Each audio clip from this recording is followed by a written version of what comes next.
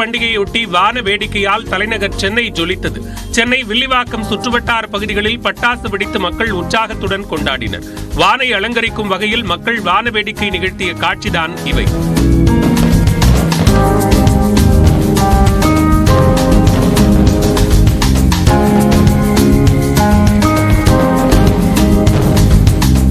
இதேபோன்று நுங்கம்பாக்கம், திருவல்லிக்கேணி உள்ளிட்ட பகுதிகளில் குடும்பத்தினருடன் மக்கள் பட்டாசு வெடித்து கொண்டாடினர்.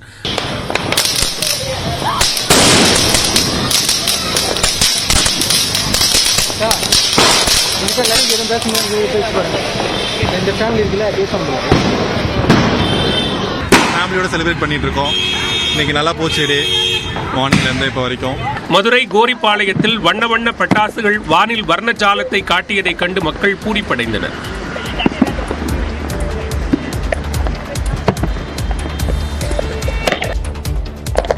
பெரும்பாலான இடங்களில் அனுமதிக்கப்பட்ட நேரத்தில் பட்டாசுகளை வெடித்து மக்கள் உற்சாகத்தில் நுழைத்தனர்.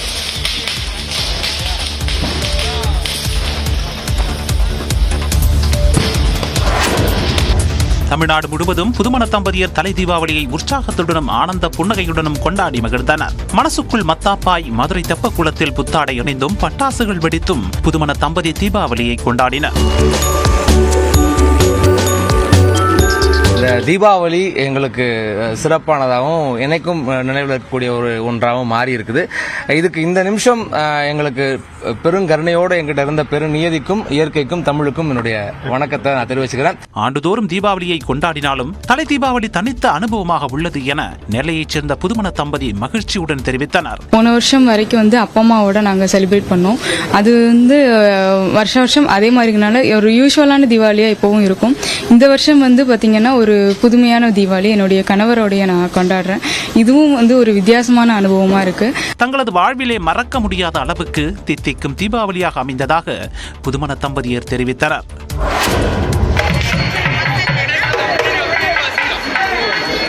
தீபாவளியையொட்டி தமிழ்நாடு முழுவதும் கோயில்களில் குவிந்த மக்கள் கூட்டம்தான் இது. சென்னை வடபழனி முருகன் கோவிலில் சிறப்பு தீபாராதனை காட்டப்பட்டது. நீண்ட வரிசையில் காத்திருந்து பக்தர்கள் தரிசனம் செய்தனர். மயிலாப்பூர் விநாயகர் கோவிலில் நடைபெற்ற சிறப்பு அபிஷேகத்திலும் ஏராளமான பக்தர்கள் பங்கேற்று நேர்த்திக்கடன் செலுத்தினர். எண்ணெயெல்லாம் தேய்ச்சி குளிச்சுட்டு கோயிலுக்கு வந்திருக்கோம். ஓகே, நல்லா இருக்கு தீபாவளி. தஞ்சை பெரிய கோவிலில் பெருவுடையாருக்கு பால், மஞ்சள், சந்தனம் உள்ளிட்ட பொருட்களால் சிறப்பு அபிஷேகம் செய்யப்பட்டது.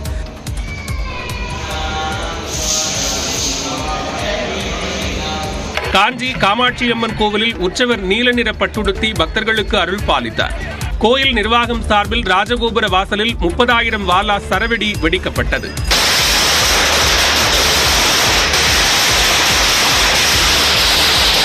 கோவை புலியகுளம் விநாயகர் கோவிலுக்கு அதிகாலையில் வந்த பக்தர்கள் நீண்ட வரிசையில் காத்திருந்து வழிபட்டனர்.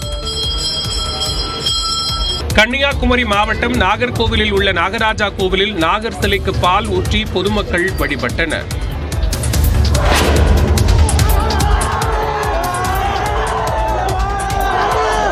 சென்னை போயஸ் கார்டனில் உள்ள இல்லத்தின் முன்பு திரண்டிருந்த ரசிகர்களை நோக்கி கையசைத்து நடிகர் ரஜினிகாந்த் தீபாவளி வாழ்த்துக்களை தெரிவித்தார். ரஜினியை கண்டதும் அவரது ரசிகர்கள் உற்சாகமடைந்தனர்.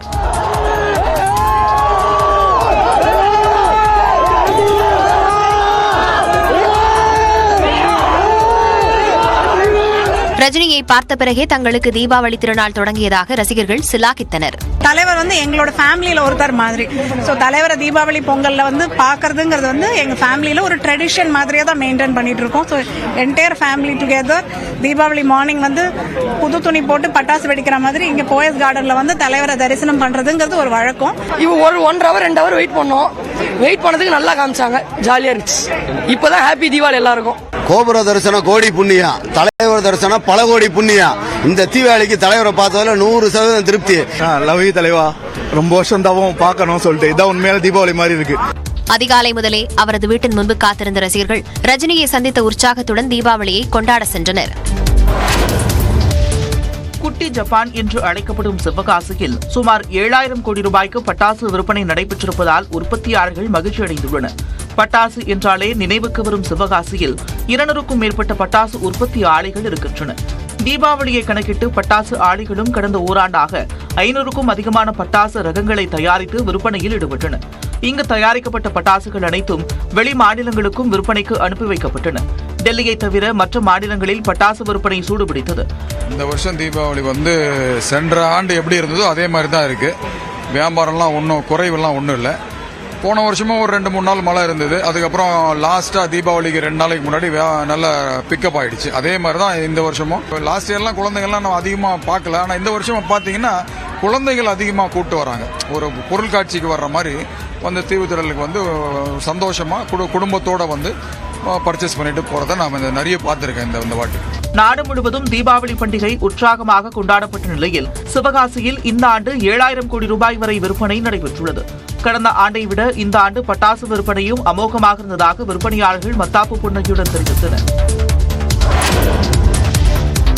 ஈரோடு மாவட்டம் பெருந்துறை அருகே மதுபோதையில் பட்டாசு வெடித்தபோது படுகாயமடைந்த நபர் பரிதாபமாக உயிரிழந்த சம்பவம் அதிர்ச்சியை ஏற்படுத்தியுள்ளது. விஜயமங்கலத்தை சேர்ந்த பாலாஜி என்பவர் மதுபோதைக்கு அடிமையானதால் குடும்பத்தை விட்டு தனியாக சாலையோரம் வசித்து வந்துள்ளார். கோழி கழிவுகள், குப்பைகளை சேகரித்து பிழைப்பு நடத்தி வந்த அவர் தீபாவளியையொட்டி சனிக்கிழமை இரவு முழுவதும் பட்டாசு வெடித்துள்ளார். மது போதையில் இருந்த பாலாஜி அடுத்தடுத்து அணுகுண்டுகளை வெடித்தபோது அவரது காது மற்றும் மர்ம உறுப்பில் படுகாயம் ஏற்பட்டது. இரத்த காயங்களுடன் அவர் உயிரிழந்து கிடந்ததை அதிகாலையில் பார்த்த பகுதி மக்கள் காவல்துறைக்கு தகவல் தெரிவித்தனர். சம்பவ இடத்திற்கு வந்த பெருந்துறை காவல் நிலையத்தினர் பாலாஜியின் உடலை கைப்பற்றி பிரேத பரிசோதனைக்காக அனுப்பி வைத்தனர். மேலும் பாலாஜி மதுபோதையில் இருந்ததால் மிக அருகில் அணுகுண்டை வைத்து வெடித்ததால் காயம் ஏற்பட்டிருக்கலாம் என காவல்துறையினர் தெரிவித்தனர். அனுமதிக்கப்பட்ட நேரத்தை மீறி பட்டாசு வெடித்தது தொடர்பாக சென்னையில் மட்டும் 118 வழக்குகள் பதிவு செய்யப்பட்டுள்ளதாக காவல்துறை தெரிவித்துள்ளது. தீபாவளி பண்டிகையின் போது அதிக அளவில் பட்டாசுகள் வெடிப்பதால் காற்று மாசு மற்றும் புகை ஏற்படுவதாக புகார் எழுந்தது. இதன் தொடர்ச்சியாக நடப்பாண்டும் பட்டாசு வெடிக்க உச்சநீதிமன்றம் கட்டுப்பாடு விதித்தது. இதனையடுத்து தமிழ்நாட்டில் காலை 6 மணி முதல் 7 மணி வரையும் இரவு 7 மணி முதல் 8 மணி வரையிலும் மட்டுமே பட்டாசு வெடிக்க வேண்டும் என்றும் மீறினால் கடும் நடவடிக்கை எடுக்கப்படும் என்றும் அரசு தெரிவித்திருந்தது. இந்நிலையில் சென்னையில் அனுமதிக்கப்பட்ட நேரத்தை மீறி பட்டாசு வெடிப்பவர்களை காவல்துறையினர் தனிப்படை அமைத்து கண்காணித்தது.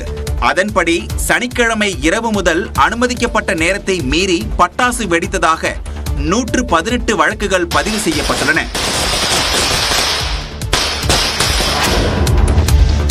பட்டாசு வெடித்து சிதறியதில் தஞ்சை மாவட்டம் கும்பகோணம் அருகே 3 குடிசை வீடுகள் எரிந்து சாம்பலாக்கின. கொரநாட்டு கருப்பூர் கீழத்தெருவில் வசிக்கும் சேகர் என்பவரின் குடிசை வீட்டின் மீது ராக்கெட் வெடி விழுந்து தீப்பற்றியது. இந்த நெருப்பு அடுத்தடுத்து 2 வீடுகளுக்கும் மளமளவென பரவியது. கட்டுக்கடங்காமல் எரிந்த தீயில் 10 லட்சம் ரூபாய் மதிப்பிலான நகை மற்றும் வீட்டு உபயோகப் பொருட்கள் எரிந்து நாசமாக்கின.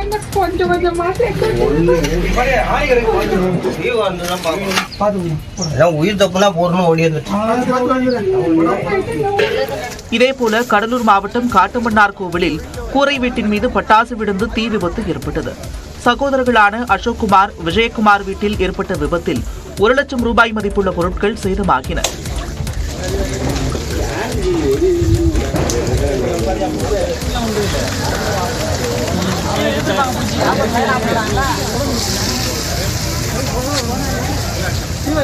விழுப்புரம் மாவட்டம் செஞ்சியில் பட்டாசு விபத்தில் மாணவர்கள் சையத் சல்மான், சையத் சுலைமான் ஆகியோர் காயமடைந்தனர். எல்லையில் ராணுவ வீரர்களுடன் தீபாவளி கொண்டாட்டத்தில் ஈடுபட்ட காட்சிதான் இது. நாடு முழுவதும் தீபாவளி கொண்டாட்டம் களைகட்டிய நிலையில் குடியரசுத் தலைவர் திரௌபதி முர்மு, பிரதமர் மோடி உள்ளிட்டோர் மக்களுக்கு வாழ்த்து தெரிவித்தனர். இதனைத் தொடர்ந்து இமாச்சல பிரதேச மாநிலத்தில் சீன எல்லையை ஒட்டி லிப்சா பகுதிக்கு சென்ற பிரதமர் மோடி அங்கு ராணுவ வீரர்களுடன் தீபாவளியை கொண்டாடினார்.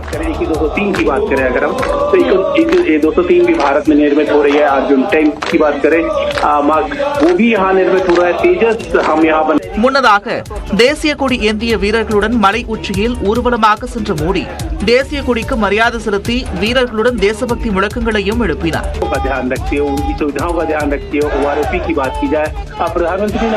தொடர்ந்து வீரர்கள் அனைவருக்கும் வாழ்த்துக்களை பகிர்ந்து கொண்ட பிரதமர் இனிப்புகளை ஊட்டிவிட்டு மகிழ்ச்சி தெரிவித்தார்.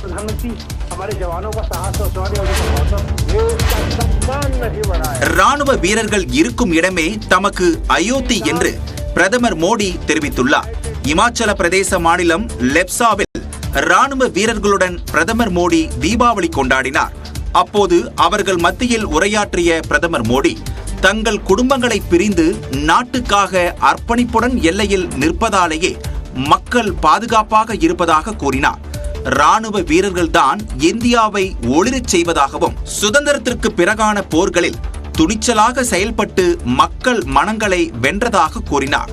இந்தியா மீதான எதிர்பார்ப்பு அதிகரித்து வரும் சூழலில் நாட்டின் பாதுகாப்பை இமயமலை போல பாதுகாப்பு படை காத்து நிற்பதாக தெரிவித்தார்.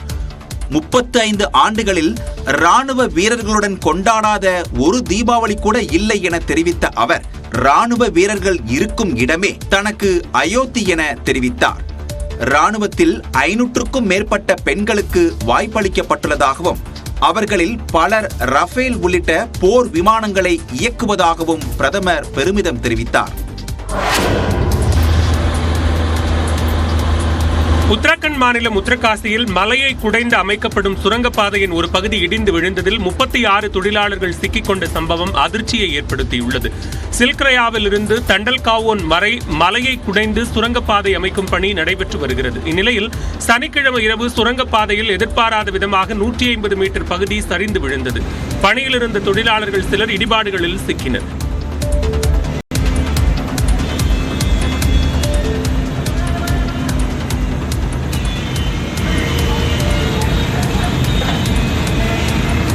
தகவல் அறிந்து சென்ற மாநில மீட்புப் படையினர் சுரங்கத்திற்குள் சிக்கியவர்களை காப்பாற்றும் பணியில் ஈடுபட்டு வருகின்றனர். சுரங்கத்தின் மேற்பகுதியில் சுமார் 200 மீட்டர் நீளத்திற்கு இடர்பாடுகளை அகற்றிய பிறகே சிக்கியவர்களை மீட்க முடியும் என்று மாநில மீட்புப் படை அதிகாரி மணிகண்ட் மிஸ்ரா தெரிவித்துள்ளார்.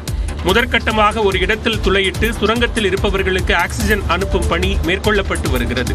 தொழிலாளர்கள் சுரங்கத்தில் சிக்கியிருப்பதை அறிந்த அவர்களது உறவினர்கள் கவலையில் ஆழ்ந்துள்ளனர்.